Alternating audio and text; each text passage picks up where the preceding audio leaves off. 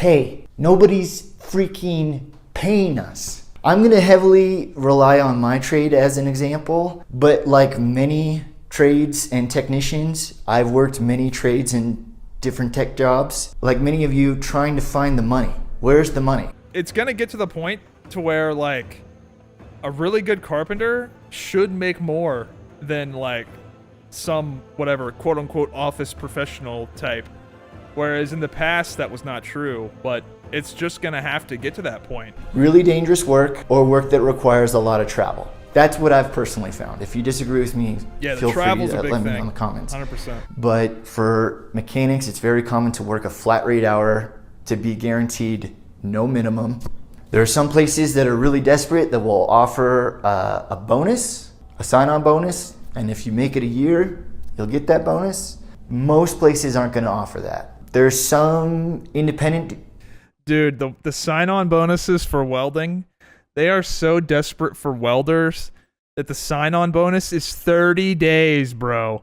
If you can work for them for 30 days, a lot of the times you get like $2,000 on top of whatever the fuck else they're paying you. But it's like, dude, if you can just work here for 4 weeks, bro, we'll give you $2,000.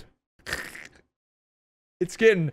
I'm about ready to go back. Like, it's starting to get crazy. So... shops, I know here in town we have the Christian Brothers. They pay pretty well per flat rate hour. Last I checked in with them, it was up to $45 per flat rate hour. But let's talk about the flat rate system. The flat rate system is every hour of work that I sell. So say shop rate is $215 for a European dealership, and then I get, you know, $30 of that. And then all that in between goes to everybody else. I disagree with the system because to me, as the tech, it's my blood, sweat, and body that's being sacrificed to make everybody... 60K sign-on bonus for your position at some jobs? Yeah, you must be you must be pretty high up in the software. Is there any is that guaranteed, or is that have stipulations that you have to last, you have to work there for so much time? Else money, making the parts guys money, making the service riders money, making the managers money, making the general manager money, making the owners money. Everybody else gets that money. You get just a fraction of it. It all comes down to money. No one wants to work in the trades because you're not respected and you're paid like shit. I've had to help electrical and mechanical engineers resolve their designs or do my own designs to resolve certain issues. I've worked as an engineering technician, an electrician, industrial plumber, mechanic. I mean, I have a wide vast of knowledge. I have over $20,000 worth of tools and equipment. All the knowledge. Dude, that's the big thing, man. There are so many mechanics that have ungodly amounts of money that they've spent on tools. And I mean, there's an argument to be made that, those will last a lifetime and that they'll pay for themselves, but god damn, like, it's pretty shitty at the same time. How to operate and use all those tools, and when they're appropriate, how to do a job, how to run a crew, and nobody cares. They don't. They want to suck you into some low-paying job and have you be a slave for years. I have found the only way to make money in the trades is to work for yourself. Yeah, now, I was getting ready to say to start your own business. When I was working with electricians, they were telling me about like, oh yeah, I would wire like 50 or 100 receptacles a day. And I did that for 2 years. That sounds like a nightmare, a living nightmare. Does anybody want to do that for apprentice wage, which would probably be like in our area, I think maybe 21 an hour if you're lucky, probably in the upper teens. Probably 18, let's be real. If you're... You know what? I'm actually pretty optimistic that the market is going to solve this problem. It's just that this problem is going to get exasperated. In the next few years, you're going to start seeing, like... I feel like these wages are really going to shoot up, like, a fucking lot.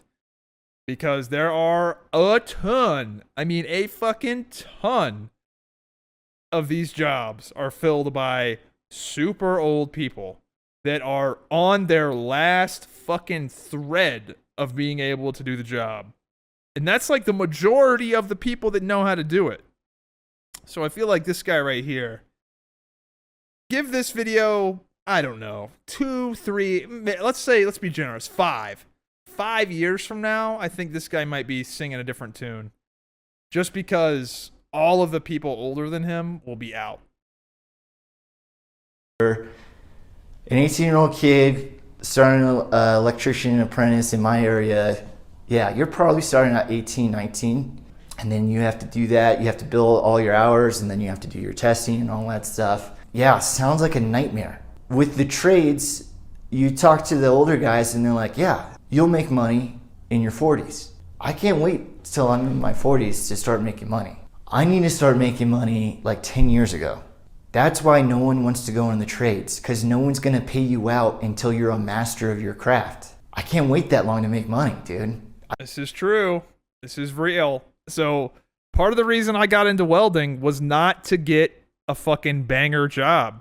It sounds crazy, right? Like, why get into welding if, you know, like I knew I wasn't going to be making 6 figures. Like, I'm not going to be a pipeline welder. I'm not interested in chasing that money. But I got into welding because it was it's easy to get a middle-class job if you know how to weld. It's not going to be a great job, but it's easy to get an okay job. I could get an okay job tomorrow. If I get laid off from that okay job, I get another okay job again tomorrow, the next day.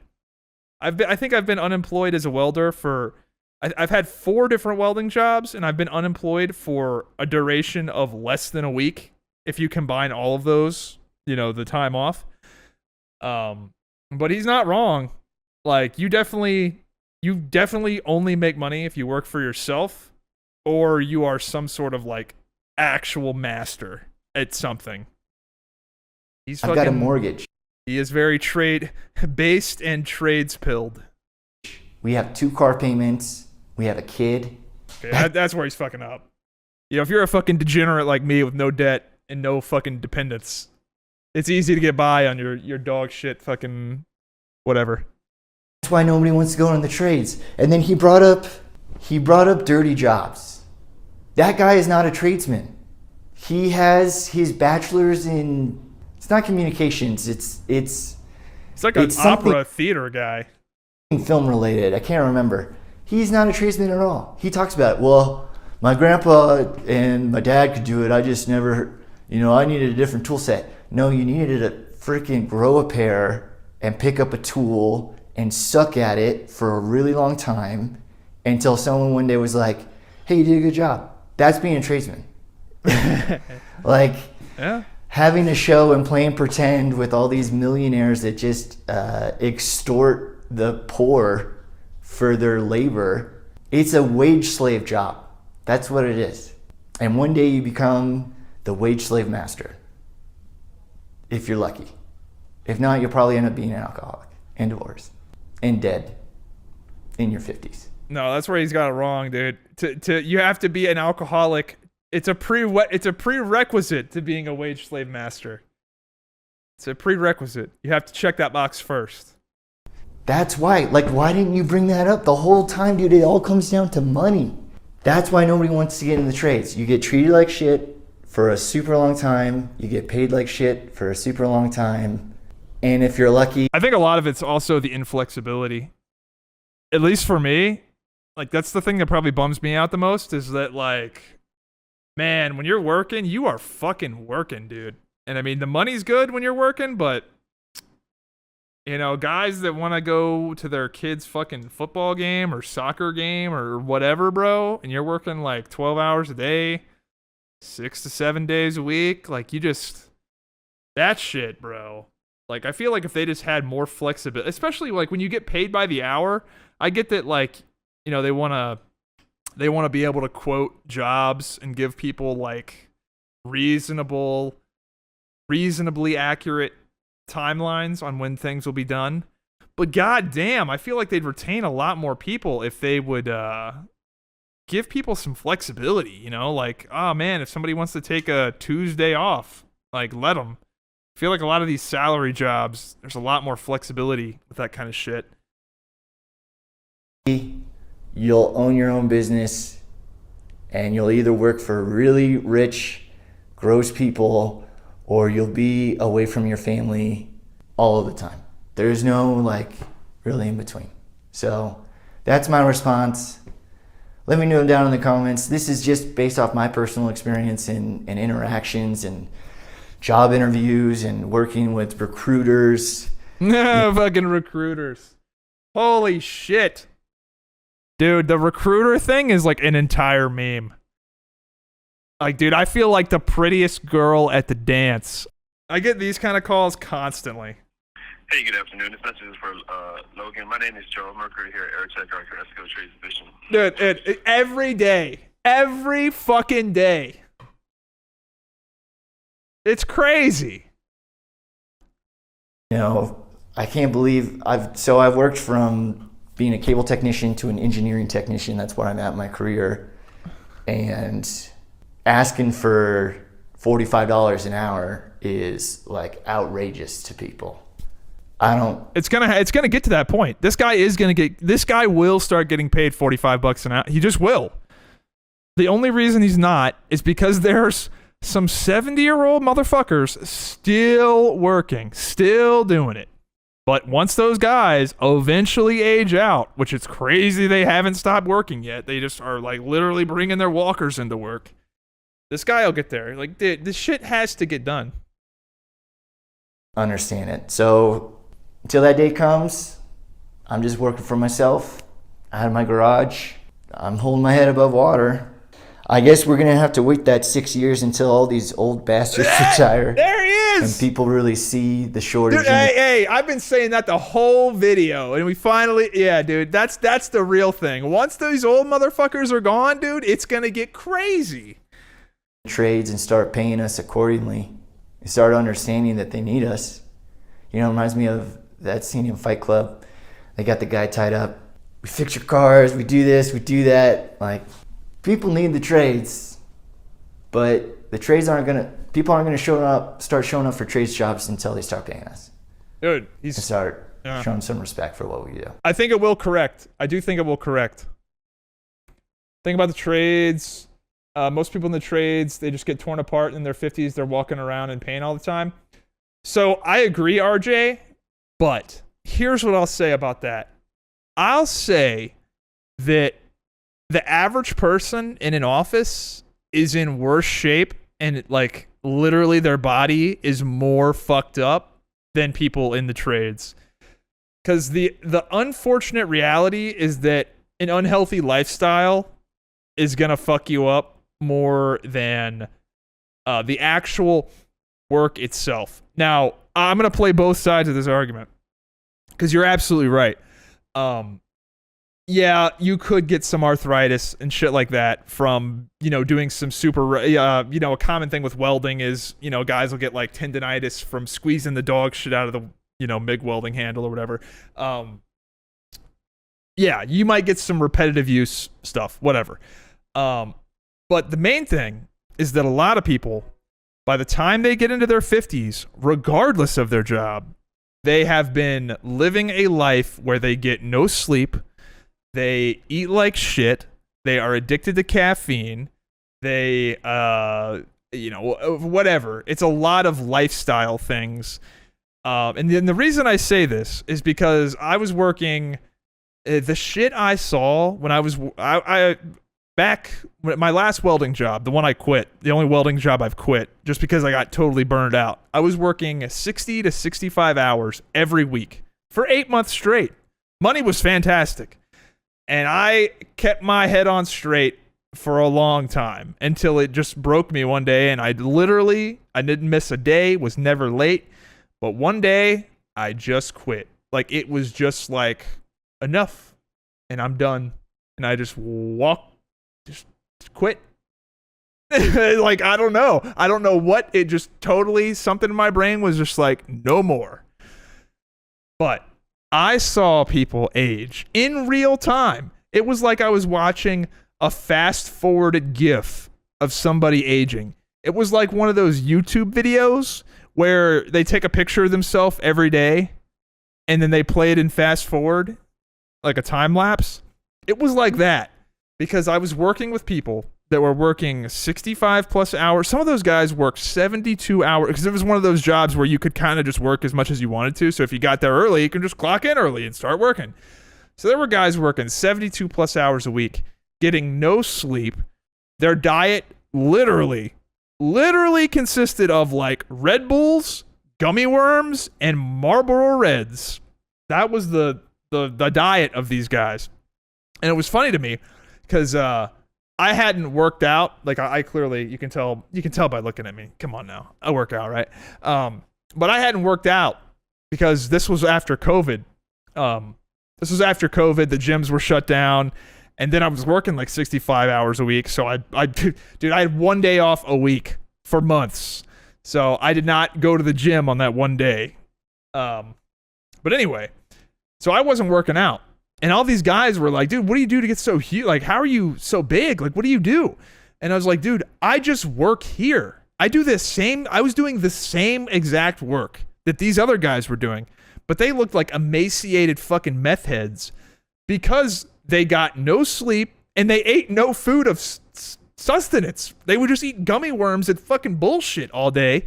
And I'm like, listen, dude, you don't even need to eat healthy. Just go to Wendy's and eat like cheeseburgers and like chicken sandwiches instead of Red Bull and gummy worms. And like, it's like they were trying to eat the worst fucking shit. Like, they just go to the vending machine and just get like honey buns. Like, their entire existence was just like empty sugar. It was wild. So I'd see these kids that were just older than me. Like, it sounds wild that sounds like a retarded sentence when I say that, but I'd see like, some of these kids that were like 19 years old. Just, it seemed like they were older than me. But then a couple of the guys were also in the same sort of category I am, and they kept their diet and their sleep somewhat on point. But yeah, the cigarettes and the not sleeping and the Red Bulls, that shit will fuck up anybody. That's my experience with the trades and welding. But it's tough, dude. And the thing of it is I'm not blaming these people for living an unhealthy lifestyle because it's so easy. It's so easy to fall trapped to it. When you're working, 60 plus hours a week, you almost don't want to sleep because the only free time you have, like the only thing you're doing, like if you're getting enough sleep and you're working 60 hours a week, the only thing you're doing is coming home, eating dinner, going to bed, and going to work again. That's all you're doing. And that's just what your life is if you're working 60 hours a week, getting your sleep, and eating properly. Your life is just eat, sleep, work. So it makes sense why a lot of these guys go, well, I'll just get, 4 hours of sleep or 5 hours of sleep. Or that's probably generous for a lot of those guys. So yeah, dude, it's tough. It's real tough. And especially when you have kids, like some of those guys have kids too. So it's like you want to like spend time with your family.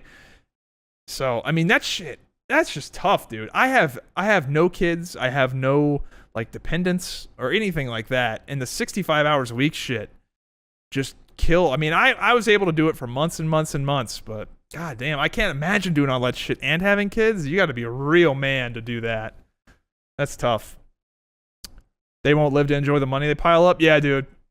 One of the things, dude, if those guys had a fucking ounce of fiscal responsibility, then they would be. I mean, all I did with my money was just invest it.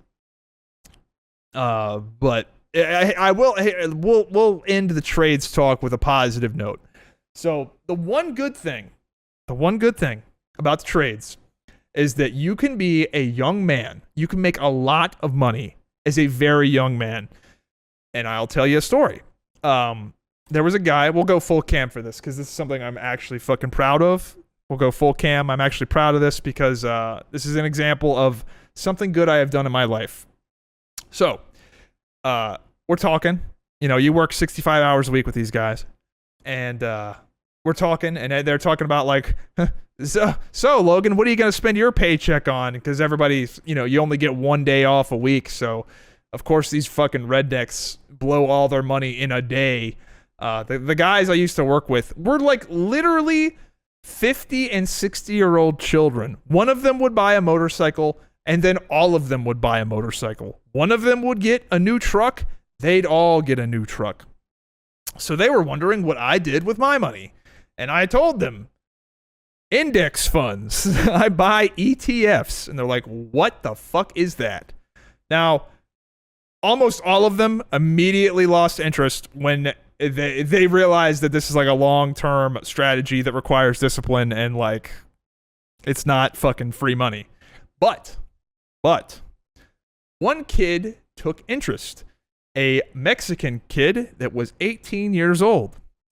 And not only did he take interest in what I said, he did what I said to do. He literally followed my advice. This kid is 18 years old. And I was talking to this kid. He lived at home. He had no bills. The only bill he had was his cell phone. He owned his car. His parents weren't going to kick him out. Not only did his parents did not want him to move out until he was 21. So he's literally got at least another 3 years of free rent. So this kid is making $70,000 plus a year at age 18, right out of high school. And what he was going to do is buy a fucking truck, a fucking Ford F-150, F-250, whatever. He was going to buy a truck for the primary reason so that he could also buy a boat. He wanted a boat, but he needed a truck to pull his boat. This is how so many people function. They're just like, I need a brand new boat, but I need something to haul my depreciating asset around. So, anyway, he's just random 18-year-old kid. I tell him about this and show him a compounding interest calculator. And he immediately changes the course of his entire life and realizes that maybe he doesn't need a boat. And since he doesn't need a boat, he doesn't need a truck. I'll just use my buddy's boat when I want to go fishing. I don't need my own boat. So this guy, this 18-year-old kid, slams all of his money into a fucking index fund. I quit this job, over a year ago. He sends me a text message. This 18-year-old kid, he's now 19, probably close to 20. He is 19 years old with over $100,000 invested in the stock market. At 19, he's still making money. I sent him a text. I am so fucking proud of this kid, dude. I sent him a text message and I'm like, all you got to do is not be emotionally retarded and don't get a girl pregnant. If you do those two things, you win. Like, he can't lose. Because anybody that knows is like when you start that early, you have such a fucking numerical advantage. Fuck, dude. This kid is going to have more money than all of us at that rate. When you stretch out that compounding interest calculator on a guy making 70, yeah, sure, he might not ever make, crazy big dick money because he's a welder, right? He might be at that upper middle class job. Like, that might be the end of the road for him in terms of income, whatever. It doesn't fucking matter when you start that early. So, everybody might, you might look to that kid as like, oh, he didn't go to college. There he is, stuck at his dead-end job. But it's like, is he really losing? Because while all these other retards are paying off their student loan debts into their 40s and 50s or never, this kid is worth $100,000 at 19. And he's got his money working for him already. So it's like, there is a path, but you got to be somewhat intelligent about it. So, I'm so fucking I'm so fucking proud of that kid. I can't believe he did that. That is so fucking gangster. So, of all the things I've done in my life, that's probably one of the things I hold to the highest regard, is that I was able to like legitimately change the way this guy, played the game of life. And again, I don't know how he loses. Like, the only way he loses is if he knocks up some girl. That's the only way he loses. So, anyway, that's my fucking TED Talk. Never told that story before, but yeah, dude. There is a way. There is a way. on all paths. So we'll go back and see if World of Warcraft is online. As of recently, this entire YouTube channel has been demonetized, so if you're enjoying the content, consider making a small donation. Also, click the link tree down below and follow me on all of my other various social medias as I'm trying to diversify. Thanks again for all the support, everybody. Have a good one.